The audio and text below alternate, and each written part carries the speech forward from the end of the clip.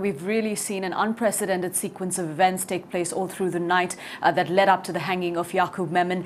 Very late last night, the president rejected his plea for mercy. After that, his lawyers again appealed to the Supreme Court, and they actually opened the court's doors at about 2 a.m. here last night. I can't remember something like that happening before, but just before dawn, they rejected his final appeal as well. And so at about 7 a.m. local time, Yaqub Memon was hanged in the central Indian city of Nagpur.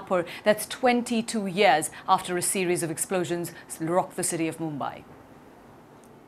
Yaqub Memon, the man who's been hanged by India. His crime, plotting a series of bombings in Mumbai in 1993. Scores of people were killed and hundreds injured. This building, the Mumbai Stock Exchange, a symbol of the city's financial might, was the first and perhaps the most high-profile target of the explosions. A car bomb went off in its basement, and this road I'm walking on was engulfed in a cloud of smoke, shattered glass and people, both dead and injured, lying all over it. The trial went on for 13 years. 100 people were convicted. It's behind these doors that the special court was set up to hear the trial, and it decided that Yaqub Memon must get the death sentence. But his brother Tiger Memon, who Indian police believe was the main conspirator of the attacks, fled the country and has never been arrested. In the days running up to his execution, pleas for mercy for Yaqub Memon grew louder.